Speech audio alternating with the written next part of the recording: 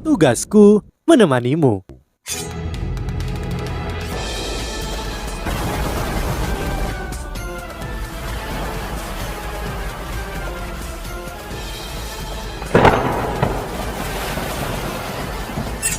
Hai sahabat Pasuk, kembali lagi bersama alur cerita versi novel Solen 2 Sekte Tang yang tak tertandingi. Jangan lupa like, subscribe, dan nyalakan tanda lonceng. Mari kita lanjutkan. Jangan salahkan aku jika kau menggunakan seluruh benua untuk mengancamku. Ketika dia berbicara, dia menarik anak itu ke pelukannya. Wajah bocah itu sangat dekat dengan wajah Wo Yuhao. Dia linglung, tapi dia tidak takut. Dia bahkan mengelurkan tangannya untuk menyentuh wajah Wo Yuhao. Wo Yuhao mengelak, tetapi bocah ini masih berhasil menyentuhnya. Mengapa aku menemukanmu begitu akrab? Bocah itu bertanya dengan rasa ingin tahu. Dia sepertinya tidak takut sama sekali. Setelah itu dia menoleh ke ibunya. Bu, jangan menangis. Aroma paman ini sangat akrab. Dia tidak akan menyakitiku. Ya, Wo Yuhao kini memegang kaisar kekaisaran Ryu saat ini, Su Yunhan.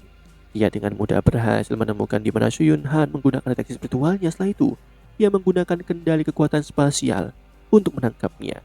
Ini adalah sesuatu yang tidak diharapkan oleh Jushi. Sangat sedikit di kekaisaran Ryu yang tahu bahwa Su Yunhan telah ikut bersama mereka. Alasan mengapa Jushi membawanya bersamanya adalah karena dia tidak bisa meninggalkannya sendiri di kekaisaran. Bagaimanapun, dia telah pergi dengan kekuatan tempur terkuat di kekaisaran. Lebih jauh lagi, sesuatu telah terjadi pada putranya sebelumnya. Dia takut terulangnya insiden itu yang mendorongnya untuk membawanya bersamanya. Menurutnya, dia sangat aman dengan pasukan Jiwa yang begitu kuat yang dipimpin oleh Penatua Kong secara pribadi. Namun siapa yang tahu bahwa situasinya akan seperti ini sekarang? Wo Yuhao tertegun sesaat setelah mendengar kata-kata Su Yunhan. Dia tidak bisa tidak memikirkan waktu ketika dia pertama kali bertemu dengannya.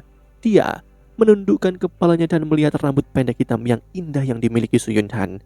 Mata hitamnya yang besar sangat cerah dan kulitnya persis seperti milik ibunya. Senyum di wajahnya bahkan lebih menawan. Dia baru berusia 6 tahun atau 7 tahun, tapi dia tidak panik sama sekali. Sebaliknya, dia penasaran saat dia mengangkat kepalanya untuk melihat Wo Yuhao.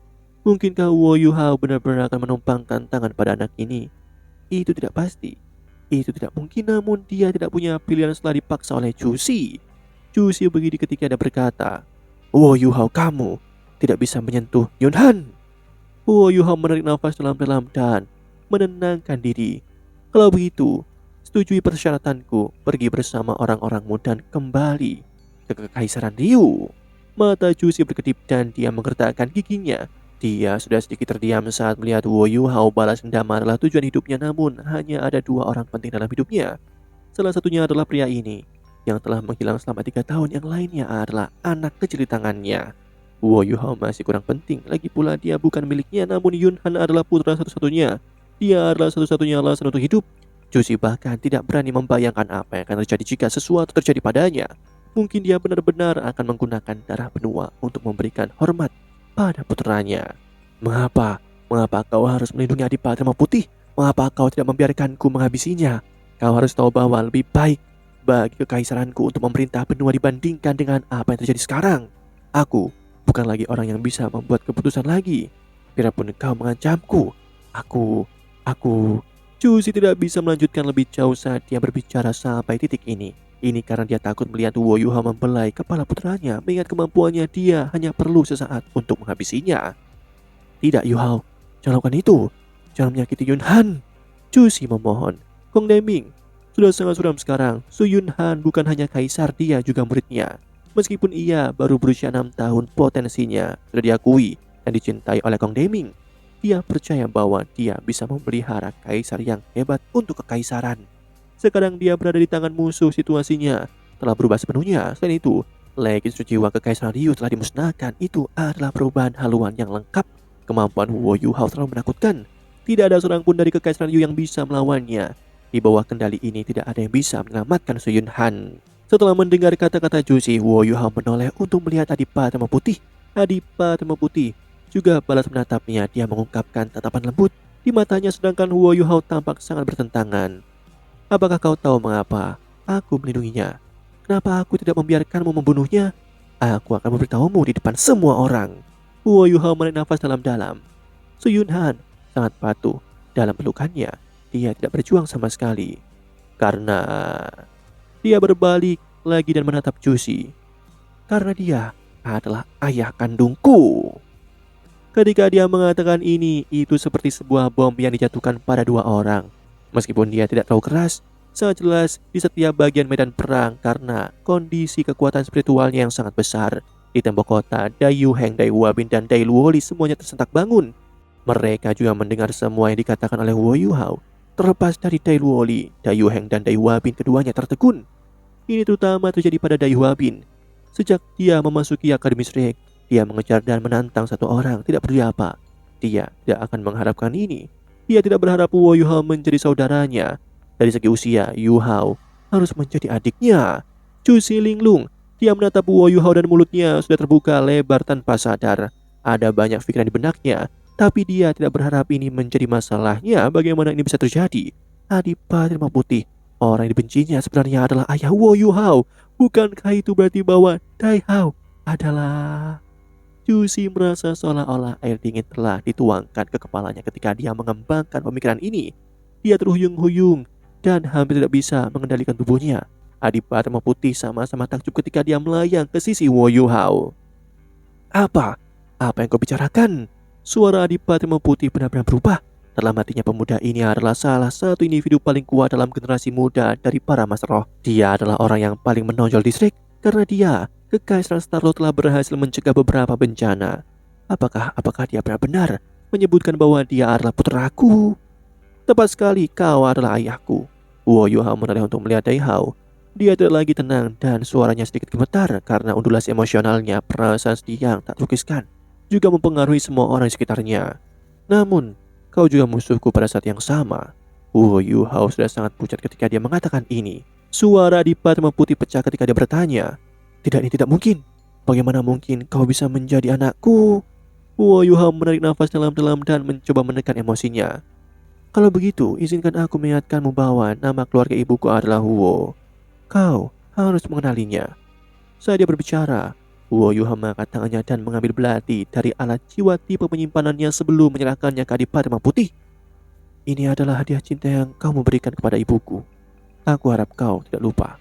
Adipati Rimau Putih berhenti sejenak. Dia terpaku pada belati harimau putih di tangan Wo Yu Hao. Dia mengambilnya tanpa sadar tapi tangannya gemetar. Kamu anak Yun-Er? Yun-Er, dia benar-benar melahirkanku seorang anak. Bukankah dia meninggal karena sakit ketika aku pergi untuk ekspedisi? Bagaimana ini terjadi? Orang yang memberitahumu tentang kematian ibuku pasti adalah istrimu, kata Wo Yu Hao dengan dingin. Dalam hatimu, ibuku pasti sudah meninggal sekitar 20 tahun yang lalu. Dai Hao linglung saat dia melihat belati. Aku sibuk dengan perang. Aku tidak bisa kembali bahkan setelah mengetahui bahwa Yun-Er sudah mati. Segalanya sangat tegang di garis depan. Aku tidak kembali ke istana Adipati selama 10 tahun. Ketika aku kembali, dia sudah menjadi abu. Satu-satunya hal yang bisa aku lakukan adalah memperbarui makamnya. Kamu seharusnya tidak dipanggil Wo Yu Hao. Kamu seharusnya dipanggil Dai Yu Hao.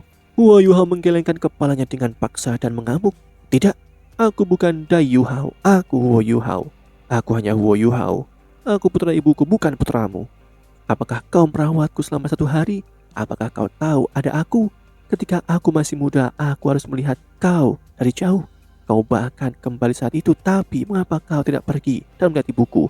Mengapa kau membiarkan istrimu mengertaknya bahkan menyiksanya? Aku kembali. Setiap kali aku kembali, aku harus pergi dengan tergesa-gesa. Segalanya terlalu sibuk di militer. Ya, aku mengabaikan Yun-Er. Dai Hao menjadi pucat.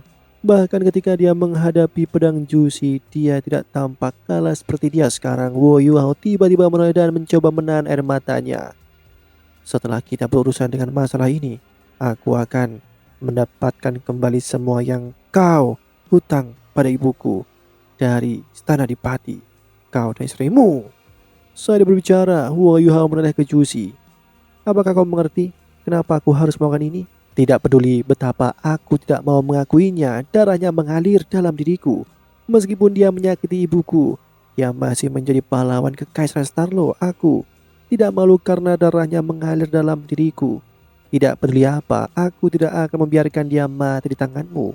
Sekarang kamu Harusnya mengerti mengapa aku melindunginya, bukan? Setelah dia akhirnya melampiaskan semua yang dia simpan di dalam hatinya selama bertahun-tahun, Wo Yuha merasa lega segalanya akan segera berakhir. Setelah ia mengalahkan pasukan Kekaisar Yu, ia akan kembali ke istana Adipati. Tang Wutong dekat dengan Wo Yuhao dan meraih lengannya. Dia meraih lengannya dan menggunakan kehangatan telapak tangannya untuk menghiburnya. Dia adalah satu-satunya yang tidak heran dengan kata-katanya. Ini karena dia sudah tahu. Dia masih ingat dengan dalam sumpah yang telah dia buat sebelum meninggalkan istana Adipati lebih dari 10 tahun yang lalu. Jika bukan karena sumpah itu, dia tidak akan berlatih tanpa lelah. Meskipun kebenciannya telah berkurang, dia masih percaya dia harus berurusan dengan masalah ibunya. Ekspresi pahit muncul di wajah Jusi. Aku tidak mengharapkan ini. Aku benar-benar tidak mengharapkan ini. Kamu sebenarnya adalah putranya, Yuhao. Aku harus berterima kasih. Kamu benar. Aku seharusnya tidak membunuhnya. Tidak peduli betapa aku membencinya. Aku tidak bisa menghabisinya. Kembalikan anakku kepadaku. Kembalikan Yunhan padaku. Aku akan menjanjikan apapun kepadamu. Aku akan menarik pasukan kembali. Kami akan mengembalikan tanah yang telah kami bawa dari Kekaisaran Starlo kepada mereka. Namun, baik Tianhun ataupun Kekaisaran Doling telah lama diduduki. Kami tidak dapat mengembalikannya. Mereka sudah lebih dari setengah tanah dari Kekaisaran Ryu. Aku tidak punya hak untuk mengembalikannya. Yang bisa aku lakukan adalah mengembalikan Kekaisaran Starlo. Ini sudah yang bisa aku lakukan. Adipati Putih sedikit terkejut ketika dia mendengar kata-kata Jusi. Sudah mengejutkan bahwa Kekaisaran Ryu bersedia mengembalikan wilayah mereka. Adapun Doling dan Tianhun, keluarga kekaisaran mereka benar-benar tidak berdaya. Bahkan jika kekaisaran mereka dikembalikan kepada mereka, mereka tidak lagi mampu menjalankannya. Tidak bukan lagi ini adalah yang terbaik yang bisa dicapai. Setelah merenung sejenak, Wo Yuha mengangguk dan berkata, "Baiklah, kami akan mengikuti idemu. Mundur bersama pasukanmu dan tinggalkan Kekaisaran Starlo. Namun karena kau mengkhianati janji kita, aku akan memintamu membayarnya 100 kali lebih banyak. Dalam 1000 tahun ke depan, Kekaisaran Ryu tidak boleh menyerang Kekaisaran Starlo." Jusi menghela nafas. "Baiklah, aku bisa menjanjikan itu. Namun, kami akan melakukan serangan baik jika Starlo menyerang kami. Kembalikan anakku kepadaku. Kami akan segera pergi." Dia akhirnya berkompromi. Itu ada hubungannya dengan Penatua Kong. Ini adalah garis bawah mereka yang disarankan Penatua Kong kepadanya. Karena Wo Yuhao dan Tang Wutong terlalu kuat dan ada peluru gangguan stasioner, seluruh pasukan Kekaisaran Ryu mungkin benar-benar musnah jika Wo Yuhao memutuskan untuk menyerang. Mereka hanya bisa meninggalkan tempat ini lebih dahulu sebelum menemukan cara untuk menemukan alat jiwa yang cukup kuat untuk menghadapinya. Wo Yuhao berkata, "Pergi dulu. Adapun Yunhan, aku akan merawatnya. Kau sudah mengkhianati janjimu sekali. Bagaimana kau mengharapkan aku untuk mempercayaimu lagi? Setelah 10 tahun aku akan mengembalikannya kepadamu. Selama Kekaisaran Ryu tetap patuh." "Apa?" seru Jusi. Kau akan membawa Yunhan pergi selama 10 tahun? Tidak, mustahil. Itu mustahil." Setelah mendengar bahwa Wo Yuhao ingin pergi dengan Su Yunhan, Jusi panik. Wo Yuhao menangani ini dengan cara yang tenang. "Kau mengkhianati kepercayaan kami dan memulai perang. Kami tidak bisa mempercayaimu lagi. Su Yunhan akan mengikutiku selama 10 tahun ke depan dan kita akan melihat apa yang akan terjadi selanjutnya. Kau bisa pergi sekarang." Demikianlah kisah untuk kali ini. Sahabat Pasuk, jangan sedih, jangan bimbang, apalagi galau. Karena aku kan selalu menemanimu.